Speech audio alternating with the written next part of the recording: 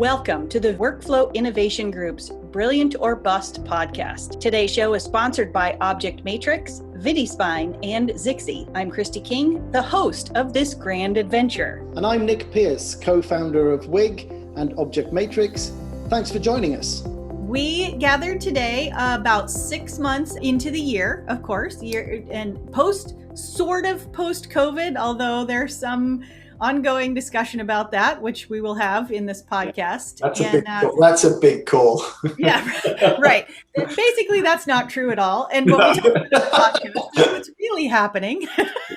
We dive back in to check in on the state of the industry. So we had a couple of surprising things that are happening, or still happening, I should say, and a lot of stuff that's somewhat predictable, but it's manifesting in some different ways. So this was a pretty good conversation. Yeah, I think so. I think some of the things have been a bit more predictable. Things we actually talked about in the previous podcast from the very first Davenport episode we did, Christy, and also Davenport, whatever. Tomatoes.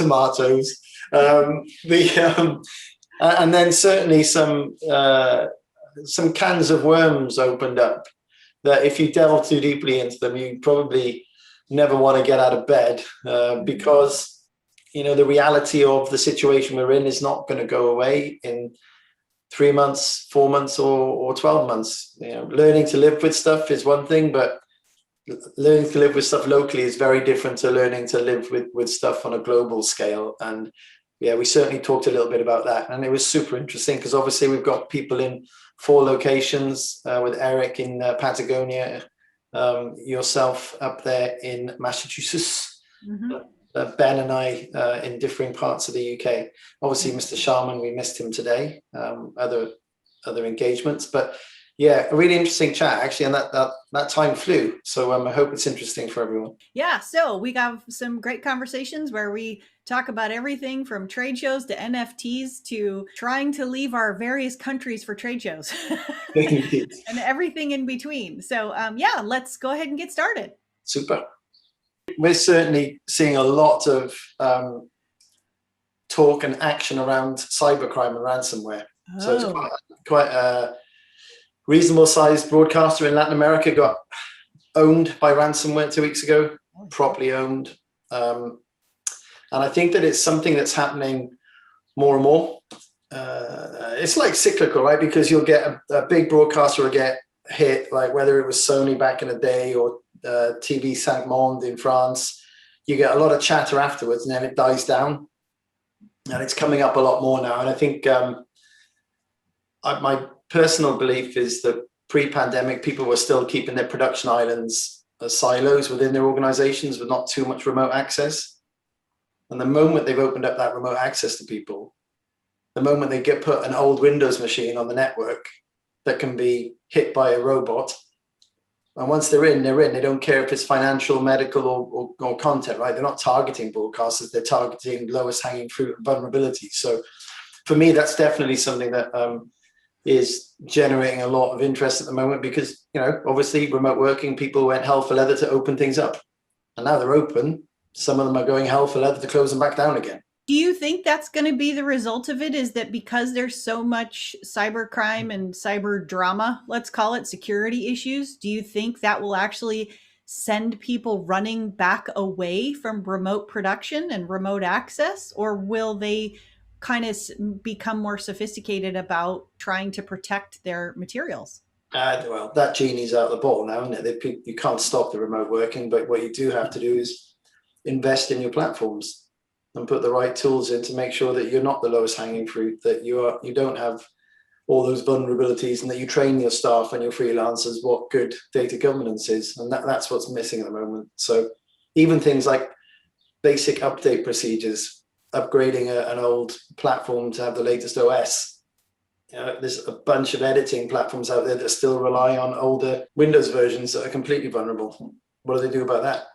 So yeah, I think that some things may be shut down until they have the infrastructure in place, but I think that there is going to be a wave of investment because this isn't a targeting the media industry thing. This is a targeting anyone with open networks. And it's just bots that will find it. report back, tell the hackers that we've locked this stuff down, go after them. A lot of it we don't hear about because they get paid. Right. They get paid in Bitcoin just to free up the data. But there's so many things you can do to avoid that. But people need to make that investment, right? People didn't invest in it because it's like, why do I need disaster recovery that never can have a disaster?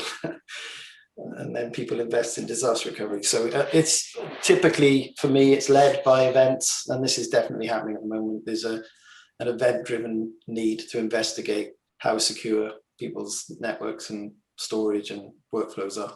Gotcha. Okay. Eric, Ben, what's in your world? What are people talking about most in your guys' worlds? I was thinking about, as Nick was saying, actually, and there was an advert here in the UK in must be the 90s. Nick, you must remember the switch on and off ability of gas. It was a British gas advert. Yeah. And I think that's something that we're seeing a bunch of. I remember one of the early podcasts, Steve made one of his groans about a comment I made about the ability to do Lego bricks and build things on, and he had a fair point around that. But I think what we saw during the pandemic is actually building new stuff and implementing new things is a little bit, or can be, easier than perhaps we think it is. And you can build out systems very quickly. You can turn this stuff on really quick, which is great. But we also need to be able to turn it off as well, if you see what I mean. So this kind of dynamic scaling and the idea of being able to add services or use things on a consumption basis, rather than having kind of all this infrastructure tied up the entire time, or things constantly scaled to max rather than scaling with demand. That's what we seem to be seeing a lot of at the moment, and I think that's not a shock. It's not something we weren't seeing pre-pandemic. It's one of those trends that's accelerated through the last year, and we're seeing a lot more of it. And it's also expanding as to where we see it. So it's not just on media processing. It's on application usage and even storage and other things. So yeah, I think that's something we are seeing a chunk of. We had quite an interesting conversation last week, Ben, with an organization in the US, and that it was almost about not just data sovereignty but workflow sovereignty. In that, if they've got their workflow in a public cloud provider, and that public cloud provider doesn't match their morals, then they can turn them off. And so they were talking about that they want multi-cloud, so that if their public cloud provider doesn't like what one of their content providers says on their channel, that they don't get turned off. And I think that's a really mad point about how us as vendors can build our solutions so that they can exist in that hybrid world, to be turned easily. What was it? Easily turned off and onable. That was it. Turn on and offable. Yeah. So I think that definitely that ability to scale and ramp up quickly that is interesting to equally think match. Oh, yeah. No, you're right. The ethics or the moral stance of a provider. So, like, I think I mentioned on one call that we turned down a customer at a time where we probably couldn't have afforded to turn down a customer because they were spewing hate. Right. But so it's an interesting thing now. If you can turn stuff off easily, the end customer needs to be aware of that. And prepare for that, because it's the chap we were talking to was saying it's and they're not a bad network, but he says some of the channels that they have and the programs they have, some of the people in those aren't particularly PC and may come out and do or say something that isn't particularly on point, and therefore the provider of their services might switch them off. And he said we just have to be mindful about how we avoid that, because we can't.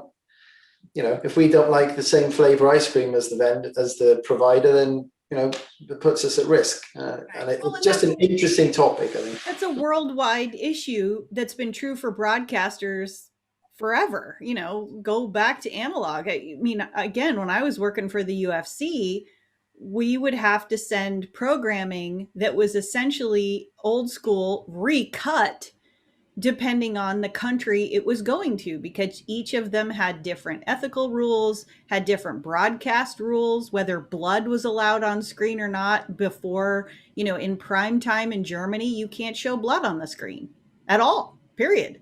Then your programming is relegated to 10 p.m. or later. Well, it's no surprise, I guess, that the digital world is starting to have to go to some of those cultural norms that only broadcasters used to have to pay attention to. So I guess it's not surprising, but and technically should be easier to manage in the digital world than it was in analog. It was pretty expensive to provide all those different versions and different languages, and your metadata had to be there really clearly, even if it was a label on your tape. It had to say what this version of the thing was. So I guess that's not a surprise, but I hadn't really thought about that probably is now really in your guys' faces a lot with workflows. But I think it's a hybrid model, multi-cloud that's fully synchronized isn't there for everyone today. And I think it's just an interesting. I was glad it was a take on it I just hadn't thought of. Mm-hmm. I just hadn't thought. You can assume that every cloud provider is going to have some downtime at some point or other, and you have to mitigate that. But this is outside of that. This is more of a business continuity strategy based on the morals of your providers. Yep. Well, that's going to come down to jurisdiction too. So if I'm in a data center in Virginia or in Oregon or in the UK or in Germany, then I'm going to be subject to different rules in theory. I mean, I would just say that from our streaming side, because obviously I don't live in the world of file anymore, but I would have expected that we would be far deeper into the multi-cloud world. We kind of just got to the multi-CDN. We're learning about the cloud world in general. Like Zixi does a ton of, Media Connect and Amazon is based on our Zixi platform. So just assembling those workflows is becoming an entire cottage industry.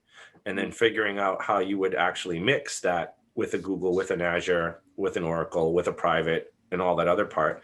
And ultimately, they're going to get to, I think, very, very elegant status. But I think one of the biggest, I don't know if it's a poorly kept secret or people haven't even really thought about it, but you're watching, at least in the US, we'll just say the top 4 media companies, which have all been recently reformed and conjoined, are going to spend between $1 billion and $1.5 billion on cloud infrastructure in a year. Wow. And that entire level of efficiency is done on the back of a cocktail napkin by an order of magnitude. There is no one's actually gotten down to the measurement, the piece, let alone when you're talking about jurisdictional moral basis. We don't even know what right now you're throwing $300 million up in a given large scale account, and someone tell me how that architecture was all put together. And that's what we're all kind of working on collectively. But I mean, for me, Zixi, that's like, if I could shave 10 points off somebody's bill, that's material. And I just think we're just starting to get to that. And, as Christy pointed out, like the whole world's gone in a digital broadcast model. So where before every country had very strict rules around how you access the public and what you could show them and how you could show that to them. That's the other poorly kept secret. How do we know about rights management? Well, in the US, we would say float the buoy. You put it on air, and if some lawyer called you, you'd know you made a problem. And so I don't know that we know the rights any better. I don't know that if anything, you've gone with way, way, way more content now. We have ex-United States presidents that are not allowed to participate in certain media.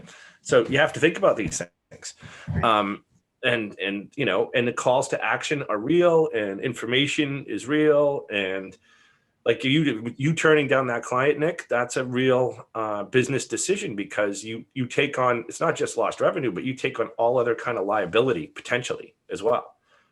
So I think that architecturally, this stuff is just starting to come together. If you say what is really new for me, it's the same old thing, only we're deep in the adoption curve that hits the chasm before you get to the growth. We're still in the chasm. I would say that virtualization is not even, it's 10% in the Fortune 500, and it's probably about the same or slightly less in media. And I would even say, from what I hear from you folks, less again in Europe, because the guys that I'm outlining and looking at are able to get really, really good unit pricing because they're buying at an incredible scale. But if you actually try to run these commercial programs at lesser scale, they hit a certain wall of the economics that are tough to overcome. Yeah, we've talked about that. The fact that not everyone gets the 80-point discount to run it, and I look at it a bit like taxation, right? The people at the top of society pay no tax. The people at the bottom of society pay little tax, and it's the mugs in the middle that pay all the tax. And it's the same with cloud offerings. Is that those big high scale companies, the ones we've talked about, the sports, the big, the very big monolithic companies, they've got the great discounts. The new starters and the students pay nothing, and yet it's the businesses in the middle that fund that entire model. That's true. And I think you're right, that it has to be at scale. And before we move on from sovereignty, I think John, our CEO, wrote something about 2 years ago, and it was around the time of a certain American president making stuff up as things happened or not. And it was a case of, when it comes to data sovereignty and with content and information being, the new gold, what if a country decides that any content that comes in or out has to be taxed, digitally or not, right? And so therefore, when you're using a platform of any nature, sovereignty is definitely important. And I think that's why multi-cloud, and I did say in our predictions, that multi-cloud is going to be something we talk about more. And this is my way, 6 months later or 7 months later, we're filling that in. And I think that multi-cloud, it does have a more of a place based on that. Ben, you've been unnaturally quiet, or we've been just jabbering too much. Taking my Vidispine brand hat off and talking a bit more generally about Arvato systems, we're 100%, totally agree. And if we look outside the media industry for a minute and look at our core market in terms of a provider in Germany, multi-cloud is exactly what we do, and we target, or we work primarily with the Mittelstand, as we call it in Germany, which is exactly those organizations you talk about. They're not the big guys, they're not the little guys, they're the girls, and that's where we are a multi-cloud provider in that sense. So naturally that will come into the media industry too. It makes me think more and more and more about metadata in general, because if you're talking about content, where it's stored physically, what it is, who's in it, what the subject matter is, all of a sudden, all those details, it sounds like, are going to have really strong import into the future on pretty much every business decision a piece of content may have. There was a massive challenge 15, 20 years ago, or certainly 15 years ago, when a lot of countries started to regulate around closed captioning and subtitling, that content had to be subtitled and closed captioned. And this caused significant headache, because although you might have the broadcast rights for a bit of content for the audio and video, the caption rights were often separate. So there was this huge demand in workflow to know where the closed caption or subtitle metadata came from, and whether or not you had the rights to use that, or you had to regenerate it. And often we have these horrendous workflows where a piece of content going into Scandinavia would have to be recaptioned in 3 different languages, even if the captions already exist, because it was different rights and all the rest of it, and the targeting is different. So we're going back to a lot of that stuff. We're in a different place now in terms of what we can automate and what we can do with AI and those kind of things in terms of automating workflow and automating processes. But there are things that I think haven't necessarily existed for the on-demand platforms in the same way as that we kind of had to build in workflows and workarounds in kind of the traditional linear broadcast sense. We've been doing some work on adding time-based time code metadata to clips, right, in an object store, so that it doesn't matter what you access it with, it'll be with the object in the archive. And one of the things that has come out of it is clearly no standard, right? There's clearly no standard across applications that says that time code metadata, it will exist in this format. And therefore, you can't easily migrate it from an Avid environment to whatever, right, without a serious amount of glue in the middle that understands loads of different types of formats. And Christy, you've probably seen this yourself with all the work you've done in metadata. And I'm sure, Ben, that your work on metadata must have come across that, and you've probably got solutions for it. But from a 20,000 foot view, I mean, it's, we're trying to identify what our customers. That's good news, because SIMTI have a working committee looking at metadata standardization for exactly that. Whether we'll see a de facto standard before we see a published standard is a different matter. But I think, yeah, it's a very challenging thing with metadata. There are standards out there, but there is definitely not a one fits all. And the stuff that DPP did and the ARD did around the ARD's DFMXF profiles and those kind of things, a lot of time code based or time based metadata does have a place, and certain file formats even give you somewhere to store it. But yeah, it's a complex, horrible. Well, and then it extends further. So in my wonderful world of live, you jump into HLS, and HLS isn't a standard; it's an approach, and it has dark, unpainted corners. And someone, if you're trying to do a ladder stack of this moving files, where does my GOP structure? Where's my iframe? How do I get in and out of this live edit system? Like a Blackbird, a Vermont, a WRC, they're going to do it one way. Then you have to have your live trying to manage the Scuddy markers, the captioning, go into a whirl system for ad insertion and do all of that.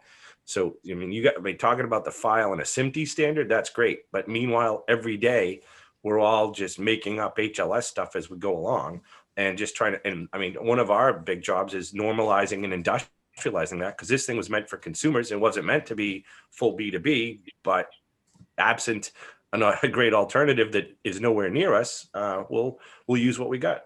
Well, that's like the Amazon S3 API standard that everyone uses. That's not a standard, and it's the only thing that's available, so people are using it. And ultimately, that's going to lead to ruin for many. And your HLS would be the same, because my background in my background in comms was based on, if you didn't write to White Book or Blue Book, your kit didn't get on the network. And I think that when it comes to standards, and we talked about this in one of the previous podcasts, unless someone really says you ain't joining the game unless you adhere to the standard, then you'll end up with this mess, and it'll just get worse. And especially as we build and scale, it's not going to get any better soon.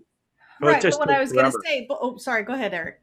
I was just going to say, just take anybody in this industry, and I will date myself, but we struggled to get from MPEG 1 to MPEG 2.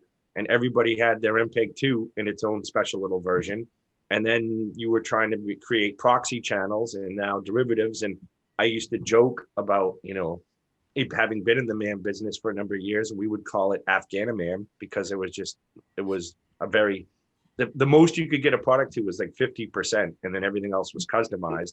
And now you have to manage everything in a live, instantly available way, and you're pulling off satellite, you're going your OTT, D2C, MSO, IRD, pick all your alphabet soup is becoming one thing. And all of that stuff is, do you record only in S3? Do you go to media store? Where do your assets live? How many different places do you want to put them? What is even a ProRes thing? Like back in the day, people would have very strong opinions about what bit rate you needed and what you were really capturing. And now with things like HEVC, you get beautiful pictures at 20-25 megabits. And what is really required? And then what does 4K mean across that? And then and meanwhile, there's no time except to code it, normalize it, and get it running. Right. And make sure that's all, and keep it up at 5 nines or better. Yeah, well, yes, of course.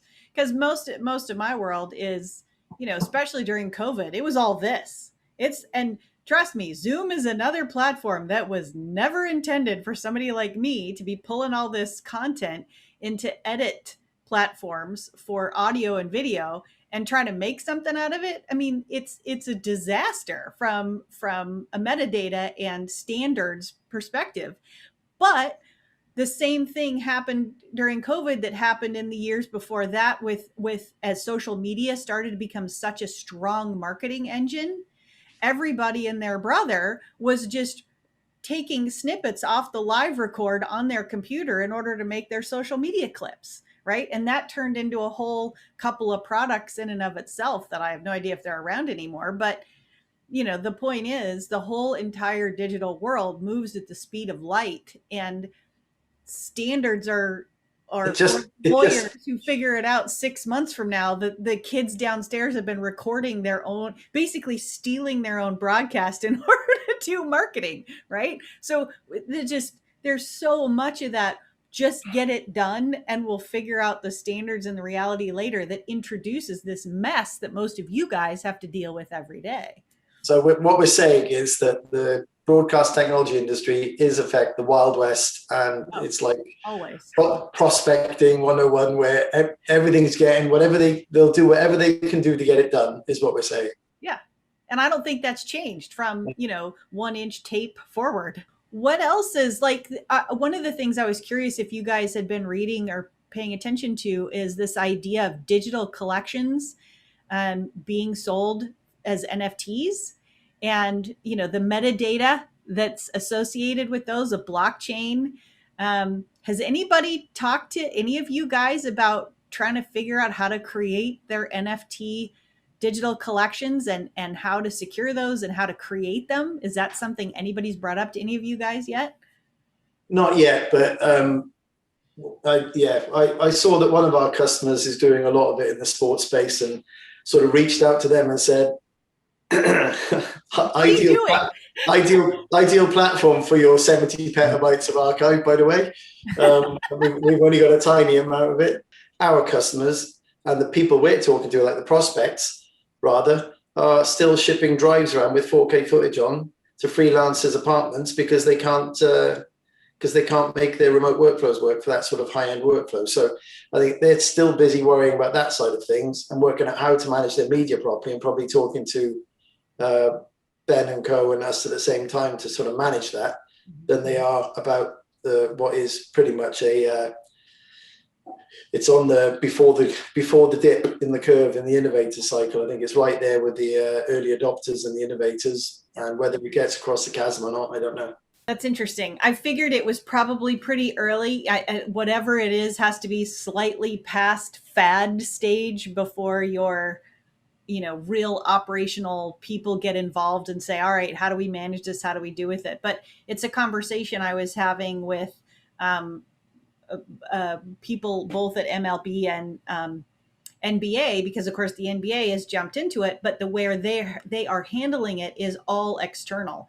It's an external source that's creating the material, and it's an external source that's actually doing the auctions. So they're probably shipping a hard drive to the partner to get those digital collections created. And of course, MLB is the sport, I think personally, that has the most data rich connectivity with their media. So I'll be interested to see what, if anything, they do with that to make their version more interesting, more engaging, more interactive, or to Nick's point, this just is a fad that goes away. I don't know. It's one of those things where you don't want to be like the fuddy-duddy or Luddites for the new technology, the cool thing that's coming out. But I just don't know anyone who gets it right now.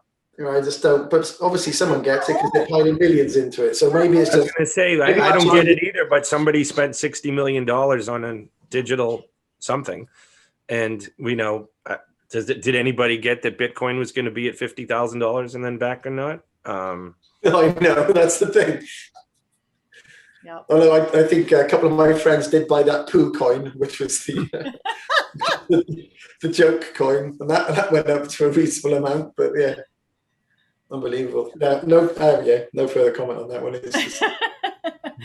So clearly NFT isn't part of anybody's workflow yet, which is probably no surprise, but interesting nonetheless. So what else? Is there anything else, or is it really just, is everything in our world, the media industry, just plugging along, trying to get to a place where we have stronger and stronger metadata that's tied to a better workflow and much more security in remote workflows? I think you got that's a very abstract way to look at it. I would say, the fundamental big thing is that the audience doesn't exist like it did. And in my day-to-day world, I'm watching Disney plus Fox I was happily working with my friends at Warner Brothers that are now Warner Media, that are now Warner Brothers Discovery. Viacom, CBS still ongoing, and all of these guys are coming together to formulate a platform that will be able to get to an audience. And quite frankly, people are like, we haven't even gone through the rationalization. Is this a skinny bundle, a bundle? What is actual programming look like? Like, and how are you get, like, what HBO Max? It's a big bet. Peacock, these are big bets. Have they equaled traditional broadcast? Not yet. So you have to migrate from a model that had 74 billion US dollars in North America alone for broadcast advertising, and you need to move that into a digital space. And I think that's what you really, from our bigger picture. I mean, the United States exports three big things, and it's media and entertainment, it's financial services, and it's technology. And and we talked a little bit, it's interesting you said about sovereignty, Nick. So we kind of take the open internet and networks as a thing, but you're already seeing Russia create its version, China will have its version. And how do you get to those audiences? And does suddenly Ireland be able to pop up its own little version of the internet that's tax-free or something like that? And none of that's entirely clear. What are you gonna, and like I've obviously been on the stump and I'm working very diligently with 5G. That's a global rollout. That's a global change of what that means. And it was very interesting to see that BT has a private 5G, so their approach is radically different than, say, Verizon, who's got three competitors that they have to get with T-Mobile and AT&T. And what does this all mean? And what is it going to mean when a generation alpha can receive 100 megabit stream on their phone, but also send 100 megabit 4K, 8K stream on their phone? Yeah. And that's where we talked about standards. By the time people figure out how to standardize this stuff, it's gone. It's gone. It's closing the door after it's bolted and all that. No, yeah, completely get that. And I think also the one as a family with teenagers, consuming stuff is actually quite difficult at the moment because you've got the 5 different services. And I think that they've all got rubbish interfaces. So I've said it again. They've all got rubbish interfaces for finding stuff and teeing stuff up. And I think that whoever comes out with a really decent aggregator, a really decent interface for actually bloody finding and watching stuff in the way that you want to watch it, that for me is going to be one of the challenges, because none of them have got a good interface at the moment. Well, you're describing some reason why, and I know Christy's an investor in Roku, but that's why the Roku stock's done pretty well, because it makes it a little easier to put that stuff together. And I think you're right. Like again, nobody wants to admit it, but everybody's throwing darts. And what is the right way to put all this programming together? As these companies have all shifted, they're pulling back their libraries. So now you're getting into another level of weaponization of what do I have for an archive? How much, like the fact that Amazon's going to buy MGM. Why? Because you want the James Bond franchise. You need to get somebody to do it somewhere, and you're actually running out of content availability. And the idea that I remember 10 years ago when Netflix was still sending DVDs and people said, oh, you're going in the streaming business, you're crazy. Of course, stock's up 10,000% since then. But nobody thought they'd have the money to buy the rights. Nobody even foresaw that they were just going to say, screw that. I'm going to spend $18 billion and make my own. Should we, when do you want to talk about trade shows then? Well, I can tell you, here's the thing. I thought I was going, let's talk about that, because I had a dream in my mind that somehow I was going to be meeting people in Las Vegas, and I can't even get out of my country. So I don't see, if you lock this Delta variant, we are just wishful thinking, complete denial. It's not going to happen. If we can't even say that the Olympics is going to happen, don't tell me that 175,000 people are going to get together and go to, Las Vegas, because they're not. The impression I get from people in Vegas and on the West Coast is that, everything's kind of getting back to normal-ish, except people aren't traveling across borders. Vegas is getting normal, but which of your clients is going to go there? You'll have great vendor conversations. Well, that is the question, and I have to say that one of our reasonings for not feeling we could continue to exhibit for IBC was was who's going to travel there, and actually crucially, who's going to ask their staff or their colleagues or set any expectation that they would travel. Which one of your high value employees are you going to put on an airplane and ship them to a pandemic? Yeah, I mean, or put it in that kind of environment. And even if that is allowed and the regulations are lifted, corporate or national, when is it ethically okay to ask somebody to do that? Because I went on holiday the other week on vacation for the international audience, and I've not really left home for the last 18 months, and I live in a fairly rural area. I've not seen a lot of people, and Nick, you'll laugh at this, but we went to the Isles of Scilly, which is very, very quiet, and I was okay there.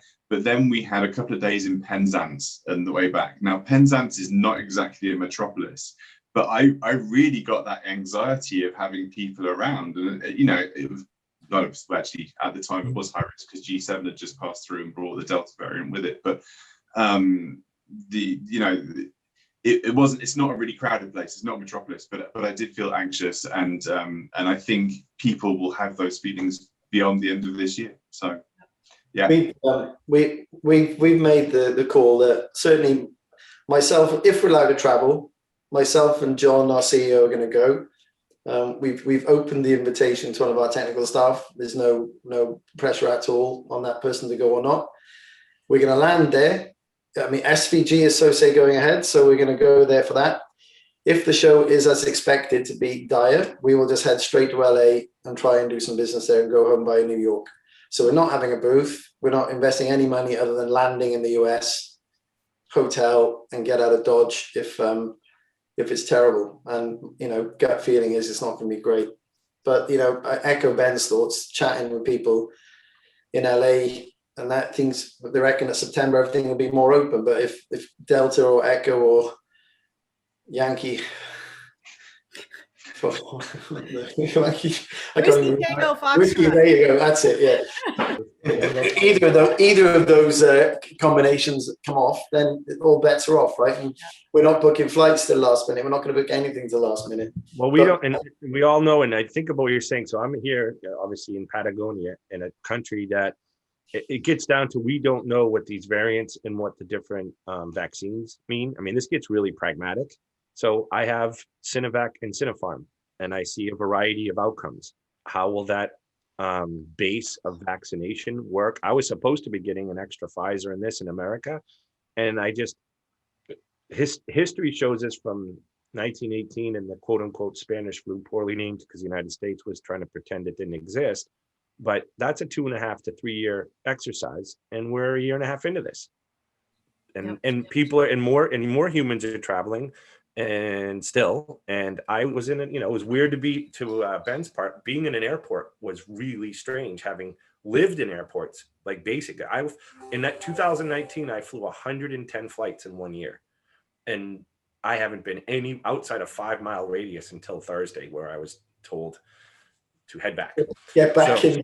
So you raised a really and the idea that we're going to get back to real mass travel that soon is just, it's just, we want it to be. Yeah. That's what we want it to be. Yeah. But it won't. And it's super inconsistent because to counter all of you guys, I left my world for the first time in almost 2 years. This weekend, I went to a live sports event in Florida and flew from Massachusetts to get there. And in Florida, the COVID experience is 90% different than how it is in Massachusetts. So then you magnify that across the world and start talking about international trade shows. And, I think Eric's right. We'll see some people in 3 years and some people will go today, but it's not going to be consistent or even. I think the news that came out, was it 2 weeks ago, that you cannot go to a Bruce Springsteen concert if you have the AstraZeneca vaccine, because the AstraZeneca vaccine is not recognized by the US drug, whatever federation thing. So therefore, it could be that any of us Brits coming over going into a venue have to have a vaccine that's been approved by the US government, federal or local. Wow. And it's That because puts a wrench into things, doesn't it? AstraZeneca wasn't on this, but this is where the fun begins, right? That's what Eric's saying. He's got his vaccines. You end up then becoming like a bloody pillbox just so you've got every vaccine under the sun going, just so you can travel. Yeah, it's a can of worms, but I'm a little bit along the way of Eric. You know, I think that Jeff Rossiker, in his article that he did with the Hollywood Reporter, it's madness. Why are people doing it? No one's speaking to us about it, but it's madness to have a show in December. Yeah. I can't imagine the show in October is going to be much more. So, yeah, I think it's a case. I mean, of course, I feel really, really, really sorry for the guys who rely on trade show industries. Trade Fair in the UK, Mark, Birchall and the gang are superb people, amazing people. Their business has been massively impacted and they're the most helpful, lovely bunch you'll ever meet. But, you know, right now, that's just going to have to wait. And hopefully the government will support them as much as they can until we can press go properly. Yep. I think also it'll be interesting to see what we've had this talk on this thing, and then I have to jump to another call, but we, you know, the M&E industry is made up of a lot of smaller firms, right? So there's a big, but it's really, it's small, scrappy, intelligent, but they're small firms. And how are they going to survive and how are they going to get so, you know, you look at NAB and it ranges from, yes, I have my giant Avid, previously Sony type booths. We Zixi, we're going to be making our big 40 by 40, 2-story, you know, coming out debutante ball. But where were all the ones that started where we did in the back with the 10-foot table and the drop cloth? And I don't even know, you don't even have that whole, you're breaking a kind of cycle of innovation development. I don't know. We don't know what that's going to do. Right. And meanwhile, bigger companies like suddenly an AWS is present in the market that in NVIDIA that it wasn't. And that's going to be its own thing, whatever that becomes. Right. But I do think that you got a moving customer in the media companies that we talked about, and they still play global despite the parts. And then the amount of content they're trying to exchange, the audiences they're trying to figure out how to get to. I mean, Nick, you're like super technical and you've got kids and your kids can't figure out how to get the content they want. That's not an individual problem. That's a global thing that's trying to be figured out. And we're all going to go, I could say multi-cloud, but how does that translate into multi-cloud dollars? That's another animal. And then meanwhile, where we are not physically free to move about the world. Right. That's a real thing. Right. Well, that's a great 6-month check-in on the WIG crew to see where we all are in the land of media. So thank you guys for checking in. Minus Mr. Sharman. We've missed his grumbling. He would have grumbled at least 2 of those comments. Yeah. Absolutely. Well, too bad he's not here, so he can't grumble. He'll have to join us in a couple days for our next one. Perhaps we should do one of those Steve Reacts video, you know, on YouTube, the reaction videos. We just play this back. And it's a top corner reaction to I don't know. Exactly. Actually, that'd be really fun. I'll call him up afterward and just get screenshots and insert them in the appropriate areas. Thanks, guys. Appreciate it. Stay sane, brother. Today's WIG Talks Brilliant or Bust podcast was sponsored by Vidispine, cloud-based media workflow solutions to maximize your media potential. Zixi, the global leader in broadcast quality live video over IP. Object Matrix, the cloud storage people who provide platforms that enable creative and production teams with self-serve access to media content on-premise or remotely from anywhere. Today's contributors were Hawthorne Innovation, helping bring the power of modern artificial intelligence and the cloud to bear on story production, content supply chains, and media systems integration. And Christy King LLC, a media technology consultancy and content creator.